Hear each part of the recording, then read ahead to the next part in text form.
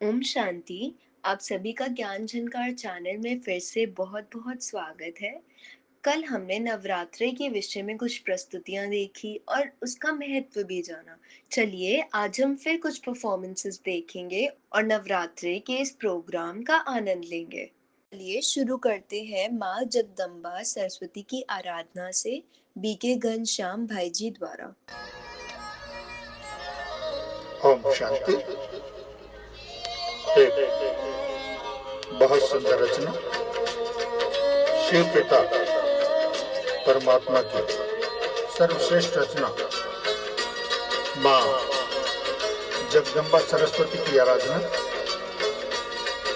आपके सामने पेश करने जा रहा हूं। तो जरा गौर फरमाइए प्लीज।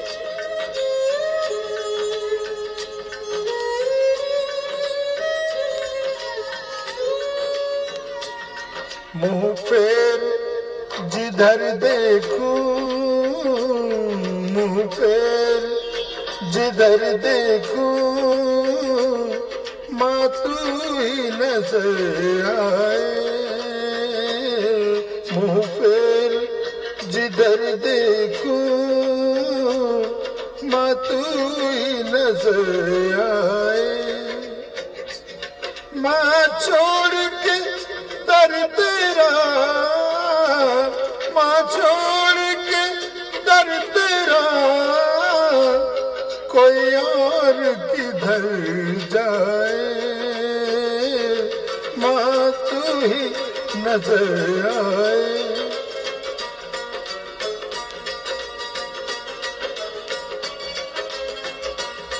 गैरों ने तो ठुकराया, अपने भी बदल गए हैं। हम साथ चले जाके मैं पापी हूँ, तुझे खबर गुनाहों की, बस इतनी सजा देना मुझे मेरी खताओं की। तेरे दर पे हो सर मेरा माँ, तेरे दर पे हो सर मेरा, और सांस निकल जाए। मुंह फेर जिधर देखूं, बस तू ही नजर आए। माँ तू ही नजर आए, माँ तू ही नजर आए। आखिरी बंद माँ के बच्चे की अरदास माँ के प्रति।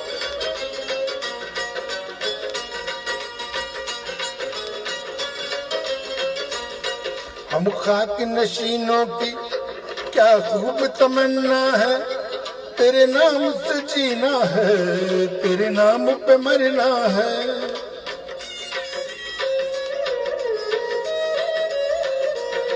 हम खाक नशीनों की क्या खूब तमन्ना है, तेरे नाम से जीना है, तेरे नाम पे मरना है। मरना है तो वो तेरी, मरना है तो माँ तेरी, मरना है तो माँ तेरी। चौखट पे जो मर जाए, बस तू ही नजर आए। मुंह पे जिधर देखूं, माँ तू ही नजर आए। ओम शांति। बहुत ही सुंदर गीत। चलिए अब हम एक नृत्य देखते हैं बाल कलाकार भूमिका शर्मा द्वारा।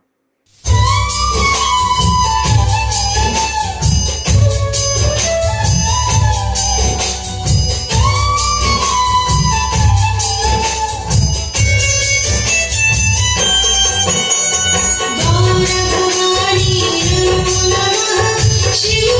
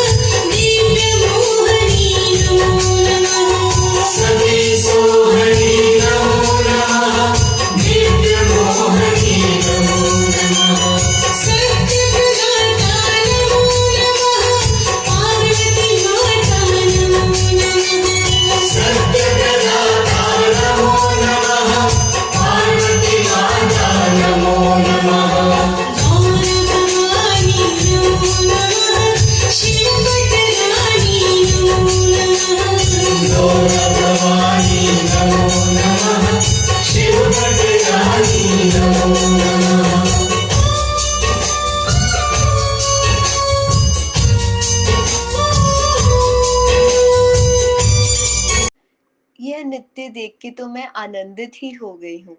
चलिए अब हम नवरात्रि त्योहार में शक्तियों का महत्व बीके सुधा दीदी द्वारा जानेंगे। ओम शांति। नवरात्रि के पावन दिनों की आप सभी भाई बहनों को बहुत बहुत मुबारक हो। आजकल हम सभी देखते हैं नवरात्रों के दिनों में देवियों को हम कितने प्यार से उनकी पूजा करते हैं, उनका श्रृंगार करते हैं, उनको भोग लगाते हैं और उनकी शक्तियों का गुणगान करते हैं। और हम सब मिलकर बड़े प्यार से दो शब्द कहते हैं, वो जैसे एक है माँ, मदर, और दूसरा है पावर, मन शक्ति। तो इन दोनों ये दो शब्द एक हैं या इन दोनों के बीच में कोई कनेक्शन है? अष्टभुजाधारी देवी अर्थात अष्ट शक्तियाँ आत्मा की, जैसे कि निर्णय करने की शक्ति, परखने की शक्ति, सहयोग देने की शक्ति, साक्षी होकर देखने की शक्ति, सामना करने की शक्ति। तो कितनी सारी शक्तियाँ हैं।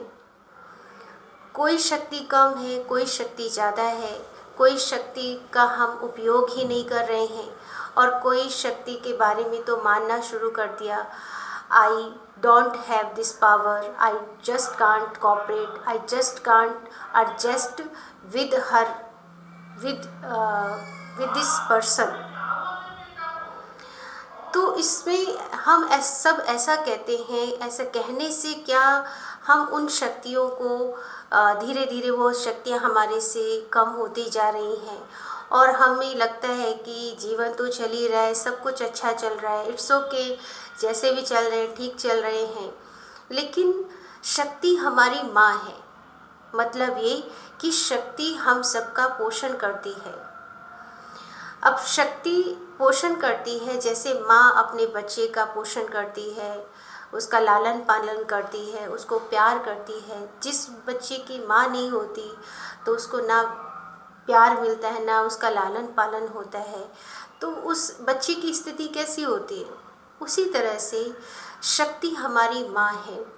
हम उन देवियों की, उन शक्तियों की पूजा करते हैं, तो वास्तव में वो पूजा ही नहीं हमें करना है, बल्कि उस पूजा को समझना है। शक्ति क्या है? हमारे अंदर की शक्तियाँ ही माँ हैं। अगर हम कहते हैं कि मेरे में वो शक्ति नहीं है, मेरे पास माँ नहीं है, तो इसका मतलब हम अपने इनर पावर को डाउन करते जा रहे हैं, वो एनर्जी हमारी डाउन होती जा रही है। तो हम अगर जितना ये सोचेंगे कि हमारी शक्ति माँ है, हम उनको अपने अंदर समाएंगे, तो जैसे जैसे हम उन शक्तियों को अपने अंदर इमर्ज करते जाते हैं, वैसे ही वो शक्तियाँ हमारे अंदर बढ़ती चली जाती हैं और हम देखते हैं कि हमारे अंदर ऑटोमेटिक ही वो शक्तियाँ आना शुरू हो जाती हैं। जैसे विड्रॉ करने की शक्ति, पावर टू विड्रॉ, एडजस्ट करने की शक्ति, फेस करने की शक्ति। तो इन शक्तियों के अलावा और भी 3 शक्तियाँ आ जाती हैं, जैसे टॉलरेट करने की शक्ति, लेट गो करने की शक्ति, और चौथी शक्ति है एक्सेप्ट करने की शक्ति। तो एक्सेप्ट करना माना समाने की शक्ति। तो आज हम आत्माएं इतनी कमज़ोर हो चुकी हैं कि हमारे अंदर कमज़ोर होने के कारण आज हमारी इच्छाएं बहुत बढ़ गई हैं, अपेक्षाएं बहुत बढ़ गई हैं। हम सब मानते हैं कि अपेक्षा रखना तो नॉर्मल बात है, लेकिन अपेक्षा रखना नॉर्मल कैसे है? अपेक्षा रखते हैं तो हम दूसरों से इच्छा रखते हैं कि ये हमारा काम करेंगे, ये हमारी इच्छा पूरी करेंगे। तो जब हम एक्सेप्ट करना सीख जाते हैं, एक्सेप्ट करने की शक्ति आती है, तो वो क्या होता है, हम एडजस्ट कर लेते हैं अपने आप को, एडजस्ट करना आ जाता है। कई बार हम एक्सेप्ट करने की परिभाषा को नहीं समझ पाते, तो एक्सेप्ट करना माना गलत वे में ले जाते हैं, समझते हैं एडजस्ट करना माना, एक्सेप्ट करना माना कि जो कर रहा है करने दो, जो हो रहा है होने दो, जो जैसा चल रहा है चलने दो, जिसका जैसा व्यवहार है रहने दो, कुछ नहीं कहो लोगों को।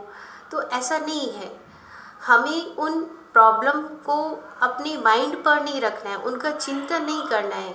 बाकी अगर ऐसा हम करेंगे ना तो इससे हमारा काम चलेगा, ना हमारी सिचुएशन ऐसी चलेगी, ना हमारा परिवार चलेगा, ना हमारा घर चलेगा, ना ये सृष्टि चलेगी।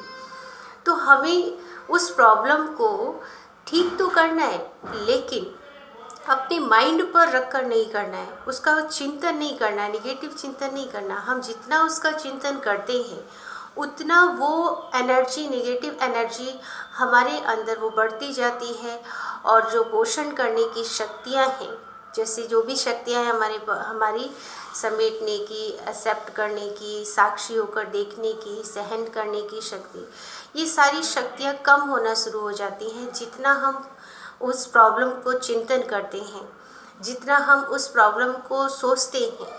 तो हमें प्रॉब्लम को नहीं सोचना है, बल्कि उसके आगे क्या करना है, उसके आगे के नेक्स्ट स्टेप क्या लेना है, उसका समाधान सोचना है। तो जब हम समाधान के बारे में सोचते हैं तो उसका सल्यूशन आ जाता है। तो सल्यूशन निकालना है, प्रॉब्लम को नहीं सोचना है। प्रॉब्लम को सोचते हैं तो उससे हमारी निगेटिविटी बढ़ती है, और हम अपने को भी उसमें डाउन कर लेते हैं और औरों को भी कर लेते हैं। तो हमें क्या करना है, कई बार ऐसी भी बातें होती हैं जिसको हम एडजस्ट नहीं कर सकते, एक्सेप्ट नहीं कर सकते, हम उसको ठीक भी नहीं कर सकते। तो क्या करना चाहिए ऐसी परिस्थितियों में, ऐसी सिचुएशन में? कई बार जैसे किसी ने परिवार में शरीर छोड़ा, तो शरीर छोड़ने को कोई शरीर छोड़ देता है तो हम उस प्रॉब्लम को तो ठीक कर नहीं सकते, लेकिन हम अपनी स्थिति को, अपनी परिस्थिति को, अपनी स्टेज को ठीक कर सकते हैं।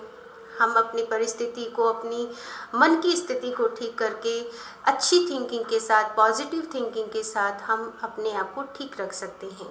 जब हम वो बात को एक्सेप्ट कर लेंगे तो ये रियल सत्य है, ये ट्रुथ है कि वो वापस तो आने वाला नहीं है। तो अभी क्या करें? तो जितना हम उसके बारे में सोचते हैं, हम पर उसको चिंतन में लेकर आते हैं, तो उतना ही हम अपनी शक्ति को डाउन करते हैं। अपनी शक्ति को ही नहीं, हम दूसरों की, और जो आत्मा शरीर छोड़कर जा चुकी होती है, हम उसके पास भी नेगेटिव एनर्जी को भेजते हैं, जिसके कारण वो आत्मा भी परेशान होती है। तो हमें क्या करना है, हमें उस शक्ति को, उस सिचुएशन को एक्सेप्ट करना है।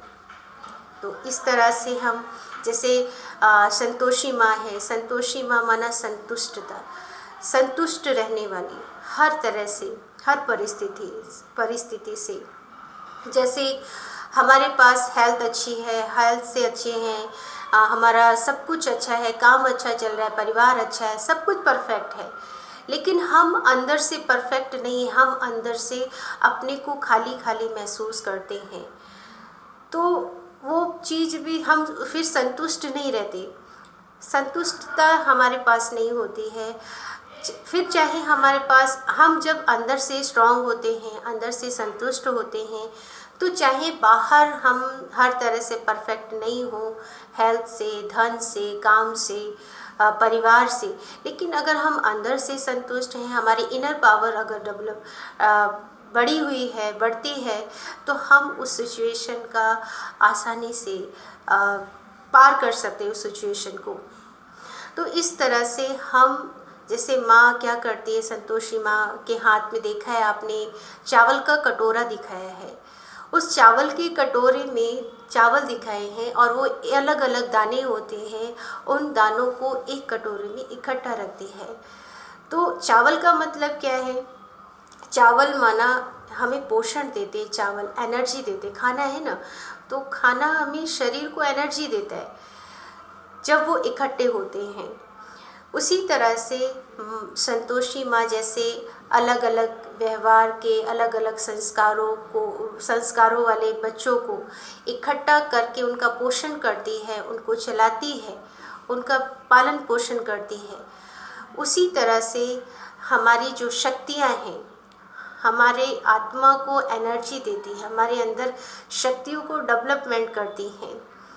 तो अगर हम उन शक्तियों को अपने अंदर पॉजिटिव थिंकिंग लाकर कि हमारे अंदर ही वो शक्ति है, हम ये ना सोचें कि हमारे अंदर वो शक्ति नहीं है। हम जितनी बार ये सोचते हैं उतना ही हम अपने अंदर की नेगेटिव एनर्जी को बढ़ाते हैं। जब नेगेटिव एनर्जी बढ़ती है तो हमारी कार्य क्षमता भी कम होती चली जाती है, हम निराश हो जाते हैं, हताश हो जाते हैं। तो हमें अपने अंदर की पावर को जगाना है, हमें अपनी सोल पावर को जगाना है। जैसे हम स्पिरिचुअल स्टडी करते हैं तो उससे हम देखते भी हैं, उसे देखा गया है कि हमारी इनर पावर बढ़ती है, और जैसे ही हमारी इनर पावर बढ़ती है वैसे ही हमारी इच्छाएं ख़त्म होती जाती हैं, और इच्छाएं ख़त्म होने के साथ साथ वो शक्तियाँ बढ़ती रहती हैं। तो अगर हमारे अंदर स्पिरिचुअल स्टडी अगर हम नहीं करेंगे तो हमारी इच्छाएं बढ़ती जाएंगी, आत्मा संतुष्ट नहीं होगी और वो इधर उधर चीज़ों में, व्यक्तियों में ढूंढती रहेगी और परेशान होती रहेगी। तो अब से हम ये अभ्यास करेंगे, आज से हम ये अभ्यास करें कि हमें अपने अंदर की पावर को, अपने अंदर की शक्ति माना माँ को ये कभी नहीं कहना है कि मेरे पास शक्ति नहीं है, मेरे पास माँ नहीं है। हमें अपनी शक्तियों को जागृत करना है, हमें अपनी शक्तियों को यूज़ करना है और रोज़ अपने आप को सम्मान देंगे, अपने मन को शांत करेंगे। मैं शांत स्वरूप आत्मा हूँ, मैं शक्ति स्वरूप आत्मा हूँ, मैं साइलेंस पीसफुल आत्मा हूँ, और इन स्वमान के साथ मैं सहयोग देने वाली आत्मा हूँ। इस स्वमान के साथ अपने आप को एनर्जी देंगे और अपने आप को शक्तिशाली बनाएंगे। ओम शांति। चलिए अब हम एक और नृत्य देखते हैं बाल कलाकार भूमिका शर्मा द्वारा।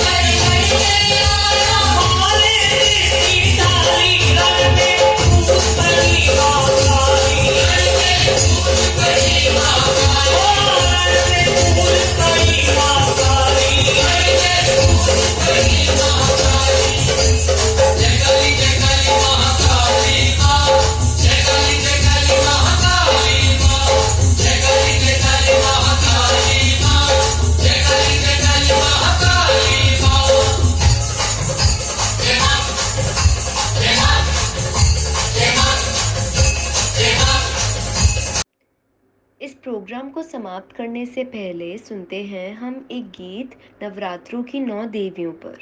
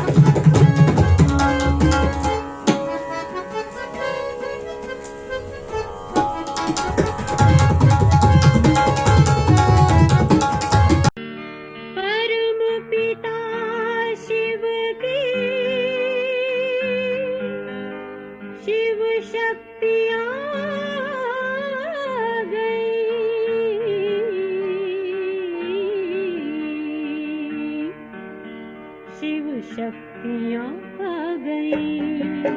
धरती पे शिव शक्तियाँ आ गई। धरती पे शिव शक्तियाँ आ गई। घर घर में होती है जिनकी पूजा। घर घर में होती है जिनकी पूजा। चेतन में वो देवियाँ आ गई। चेतन में वो देवियाँ आ गई। शिव शक्तियाँ आ गई। धरती पे शिव शक्तियाँ आ गई।